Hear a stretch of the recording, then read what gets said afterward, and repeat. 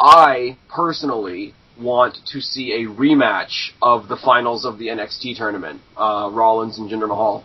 Really? Whoa. I do. I love that match. As I've said on multiple occasions, I don't know how I feel in general about there being an NXT championship because of my personal belief that the accomplishment on NXT is getting off NXT and going to Raw or SmackDown.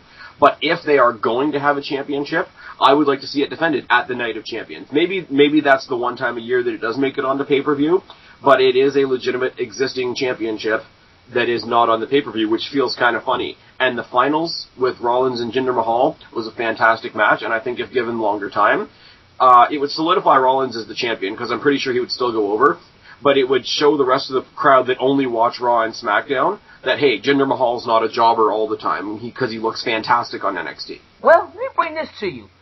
Would you be at all against them defending the NXT Championship at WrestleMania? How about that? I think depending on how successful NXT is by next April, I think they'll have to. They might have to, exactly. I mean, if you think about it, the number of titles that we used to have, we used to have the Cruiserweight Championship, the European Championship, the U.S. Championship, the IC Championship, 2 different Women's Championships, 2 different Tag Team Championships, and 2 different World Championships, and a lot of those titles are gone now, so you're going to tell me that while you're trying to make this NXT a legitimate sort of third brand or whatever, that there's no room for your newly created champion, then you're burying the championship before it even gets out of the blocks. Right, exactly. I mean, even the revamped, neutered version of ECW was defended at WrestleMania at one point. That was my point. That's why I feel like if NXT is going to have the championship, it has to have like some type of a big blow-off match with it. Otherwise, it won't feel like it's important at all. You know what I'm saying?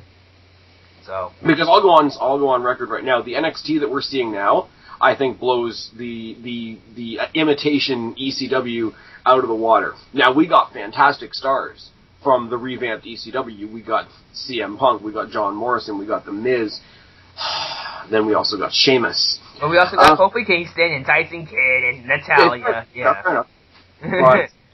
But I can see just as much of that coming out of NXT if they put enough elbow grease behind it, you know? But for me, watching NXT, I like it, but it's like, if I see an episode of NXT because I'm watching it on YouTube, I will pick the matches that I want to watch. Whereas Raw, even if I don't want to see the matches, I'll watch the whole show.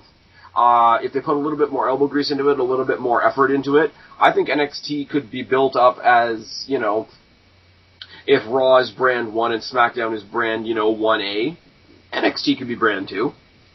Why not?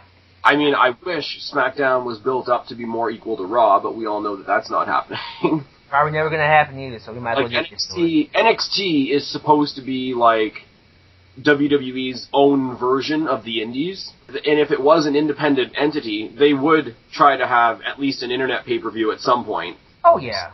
So give them, even if you defended the NXT Championship on the pre-show, it would still be part of the pay-per-view experience. Like the 3-team tag team match that was on the pre-show for WrestleMania this year was 3 teams that we like. It's Kid and Gabriel, the Usos, and Epico and Primo. Now, no, technically they weren't part of WrestleMania, but they were part of the WrestleMania day, and that still does make a difference.